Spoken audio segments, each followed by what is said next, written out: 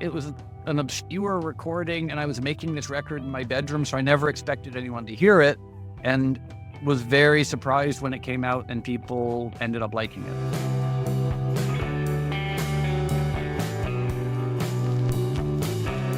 What was your first real, like, bigger gig as a DJ? The first bigger DJ gig I got happened because I didn't know how New York nightlife worked. And so here's what happened. I was DJing at a dive bar in Port Chester, New York, and it was great. I was playing to 30, 40 people a night, playing everything from Johnny Cash to Grandmaster Flash to, just like hip hop and punk rock and Nitzareb and everything. And my girlfriend at the time, this was around 1988, she said, "Oh, I just heard about this cool new club opening in New York called Mars, and they're hiring." And I was like, okay, great. This is my chance to finally start DJing in New York City. So I made a demo tape, and on one side was hip hop and dancehall reggae, and the other side was house music, because house music had just been invented, but I loved it. And so I took my demo cassette, and I went and stood in line with everybody applying for a job at Mars. And the people applying for jobs this was on 14th Street in the West Side Highway, back when the meatpacking district there was nothing glamorous. I remember that time. It was time. just hookers and blood on the streets, and there was nothing even remotely fancy. Yeah. So I stood in line with the people who were applying to be barbacks and busboys and security, and I got to the table. They had a folding table, and the woman said, "Okay, what position are you applying for?" And I said, "DJ," and she laughed in my face. But I said, "Well, any case, here's a demo tape," and I filled out an application form to be a DJ at Mars. Turns out the guy booking DJs didn't know that no one else was going to apply, so I was the only person who applied to be a DJ at Mars. Wow. And because I was the only person not cool enough to know that's not how you get a job as a DJ. That's funny. And this man, Yuki Watanabe, called me that day and said, "Oh, do you want to DJ? Because no one else applied." And so I DJ'd the first Friday night that Mars was open, and that was for me, like, suddenly I was in New York, I was DJing and it was such a hugely successful nightclub. I mean, absurdly, like 200 people waiting on the street to get in. But I lucked into it by being the only person who applied for the job. And then, how soon after that did you write Go and have that breakout moment? And which integrates the Laura Palmer thing, and it was the times of David Lynch, Twin Peaks, and all of that. Yeah, so I had been trying to get a record deal for years. In the mid-'80s, I was really into The Cure and The Smiths and Echo and the Bunnymen. So I was writing sort of Scottish, Northern English, dark, goth-inspired indie rock. And I kept sending tapes around and nothing happened. But then I got my first drum machine, a Roland TR-606 and a Casio CZ-101, and I started making electronic music. And again, I was sending tapes around and nothing happened. But then one night at Mars, this man named Jared Hoffman, I was DJing on the first floor, which was so exciting. And this man walked in and he said, "My name's Jared Hoffman. I'm starting a record company. Do you make music?" And I sent him a demo tape and he signed me. So I signed my first deal. What makes it funny is the record label didn't have a name. It didn't have employees, and they'd never actually released records. So I signed my first record deal with a record company that technically didn't exist. That's funny. And I started volunteering, and I was the office manager, and I cleaned the office and I cleaned the kitchen because I was DJing at night. And by day, I was the office manager and sole employee, unpaid, of this record company. And I also set up my studio at the record company, which was an apartment on 14th Street. And I had released a version of the song Go, which was this minimalist 909 Juno 106 or Jupiter 6. I can't remember which synth I had, but basically a minimalist techno track. And it did nothing. But a man in the UK named Guy wanted to release it, but he wanted a remix. And so I came into work one day to clean the kitchen and send faxes, and Jared had taped Twin Peaks from the night before. And so before trying to work on the remix, I watched this VHS of Twin Peaks, and I heard Laura Palmer's theme, and I thought, what if I play Laura Palmer's theme over the remix? And so the first version of Go maybe sold 500 copies, and then the next one sold close to 1 million copies because it had Laura Palmer's theme on it. We talked a little bit about Go and how you integrated Laura Palmer's theme. Tell us about your state of mind going into the studio at that point in your life, because that was going to 1999. You have this album, you have these songs. Tell me about your state of mind and then the process of how you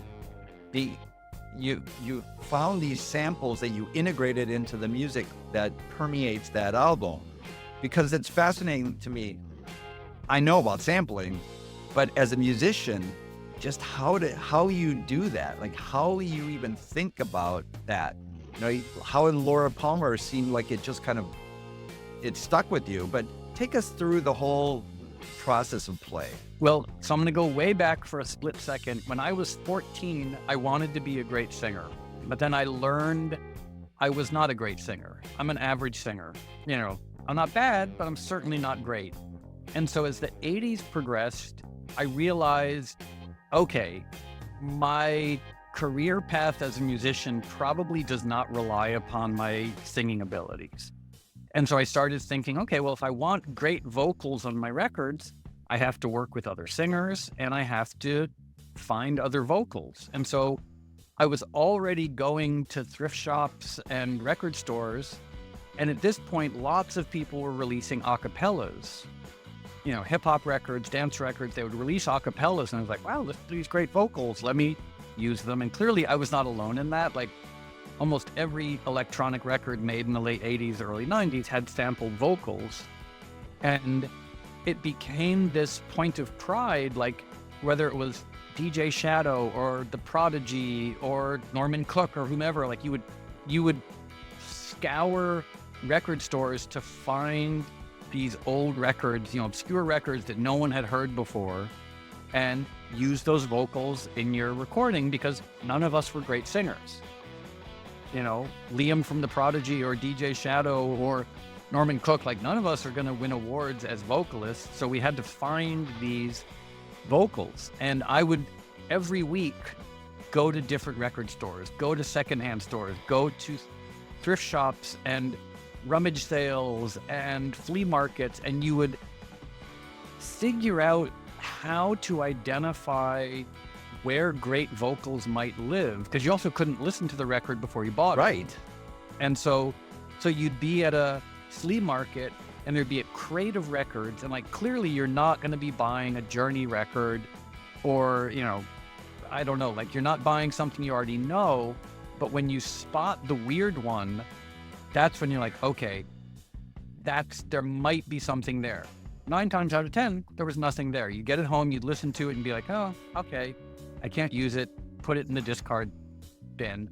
But I bought this record in 1991 at the flea market in Chelsea. It was now it's probably a giant condo, but back then it was on like 24th and 6th Avenue. And it was by the Shining Light Gospel Choir. And I'm sure you know what a vanity pressing is, but back then that was the Ne Plus Ultra of vinyl were vanity pressing. You know, so it wasn't on a record label. It was some person or organization pressed up 100 copies of a record in 1952, and somehow one ended up in this flea market. So the Shining Light Gospel Choir had made a vanity pressing in the 50s, and I took it home and I was like, oh my God, these vocals are amazing. And I sampled Why Does My Heart Feel So Bad from this record, and I tried to write a techno track around it. And it was not good. Like the vocals were great, but it was 1992, the height of the rave scene. I was like, boom, boom, boom, boom, like 142 beats per minute. And I put the vocals on it and it just didn't work. About 6 years later, And I know I'm an old guy. I tell long stories. I apologize. I'm right there But with you. 6 years later, I had lost my record deal. I was bottoming out as an alcoholic. My mom had just died. But Daniel Miller, who owned Mute Records, was basically going to let me make one last record. And that record ended up being Play. But while I was working on it, like, I didn't expect anyone to listen to it. Like I said, I'd been dropped by Elektra in the United States. And I was reminded of those vocals, and I thought, okay, rather than try and push them into some mediocre techno track, why not try and write a song based around the vocals? And so that's how, I sort of played with the different chords, it's like A minor, E minor, G major, D major, and then C major, A minor, F major to C major. And the vocals, all of a sudden, it made sense. But it was an obscure recording, and I was making this record in my bedroom, so I never expected anyone to hear it, and was very surprised when it came out and people ended up liking it. It's amazing how that happens, and just the way you described it, that you found this album years before, and then it struck you, and then it became this massive song that is so powerful. And it was just beautiful to hear it when you were playing in London again, too. And throughout that album, because there were so many different hits on that album, was it a similar kind of process, the way that you approached them? So what had happened was, in 1996, I released an album called Animal Rights. Because when I was growing up, I thought part of a musician's job was to experiment and to make, at times, challenging, difficult records. Like Lou Reed made Metal Machine music. John Lennon started the Plastic Ono Band. Neil Young made all sorts of experimental records. And so I was like, okay, I'm now a professional musician. Part of my job description is to go wherever you want to go creatively. And so I made this album, Animal Rights, which is a very, very challenging punk rock industrial record. And it failed. I mean, no one liked it apart from Axl Rose, Bono, and Terrence Trent D'Arby. Like, they all three told me they liked it, but everyone else seemed to hate it. And as a result, I lost my record deal. And so when I was making Play, I never expected anything. Like, I was a has-been. 1998, 1999, complete has-been. So I thought, okay, I'm going to make one more record, then I'll go back to teaching philosophy to community college in New Hampshire. Yeah. And my first thought was to make an even darker record. Because I was listening to a lot of Pantera and Sepultura, and wow. I was like, I'm going to make an even harder punk rock metal industrial record. And my manager said something so naive and simple. He said, you know what? I know you enjoy playing speed metal. He said, but the electronic music you make really makes people happy. And the reason that affected me is he didn't say the electronic music you make can sell well. The electronic music you make can generate revenue. He said it will make people happy. And I sort of thought to myself in that moment, you know what? The world is a challenging place. If you have the ability to make art that can actually reach people emotionally, why not try to do that? Yeah. So I can play speed metal and punk rock in my spare time, but clearly, like, I was making, speed metal and punk rock that wasn't making too many people happy. And I thought, why not try and create more melodic, emotional music that can actually reach people emotionally? So it was really that simple suggestion from my manager saying melodic, emotional music reaches people emotionally. You're talking about all this, and then, we're fast forwarding a lot because there's so much living and music and art in between. But you have your latest album that was just recently released, Always Centered at Night. So what was your headspace going into this latest album, and your process? How would you describe your process here as it compared to earlier in your life, as we were talking about? Going back a little bit to getting sober, Right before I got sober, I got the chance to hear David Lynch speak, and we talked about him having this sort of accidental tangential role in making the song go. Yeah. And so fast forward many, many years to 2008, and I was in England when I heard him speak, and he was being interviewed, and he said the simplest thing. He said, "Creativity is beautiful." And David, we've since become friends. He's a at times, very, he states things in very direct, simple ways. And the simplicity of that statement sort of was an epiphany to me, because I had been corrupted by the world. I was, originally growing up as a musician, I wasn't even aware that music was a viable career path. But when it became a career path, I started thinking about, how do I combine creativity with career? And the results for me, some people are very good at doing that. I was not good at doing that. So when David said creativity is beautiful, I just simply thought, oh, he's right. And and I was just like, you know what? That's the only thing I should ever think about, is the pursuit of art and creative expression, simply for the potential that art and creative expression have to communicate beauty or to communicate emotion or ideas. And so I kind of made a deal with myself then. I got sober and I was like, you know what? I want to keep making music, but practically speaking, I'm retiring. Meaning I stopped thinking about commerce, which someone could be listening and be like, yeah, that's easy for you. You made money. I was like, yeah, of course. Those were my circumstances. Like, I didn't have to worry about paying the rent. So if you don't have to worry about paying the rent, why worry about paying the rent? That was just, which might sound like privilege or entitlement, but it was, to me, just a statement of circumstance. Yeah. And so from 2008 until now, my approach to making music has simply been make music for the love of making music. And I did another thing, is I stopped reading reviews and I stopped reading comments, and I pretty much stopped touring unless I could raise money for charity. Because that, in a way, and I'm not saying that hopefully that doesn't sound like virtue signaling. To me, it keeps me pure. So when I work on music, I'm not thinking about the reviews. I'm not thinking about revenue streams. I'm not thinking about accolade. I'm just thinking about the music itself, and am I in love with it? Mm-hmm.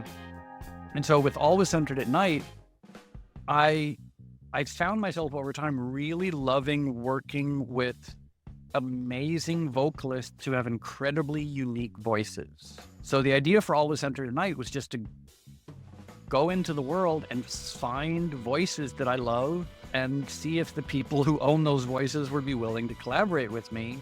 And so, I found, people who are at this point a little better known, but like Serpent with Feet, Lady Blackbird, Jose James, Gaida, who's an amazing singer from the Sudan, and a whole bunch of other people who simply have these phenomenal and unique phenomenal voices. So Always Centered at Night is just me basically honoring their voices. Like, I created the music, I maybe helped the lyrics a little bit, but for the most part, it's creating a platform for their voices to be remarkable.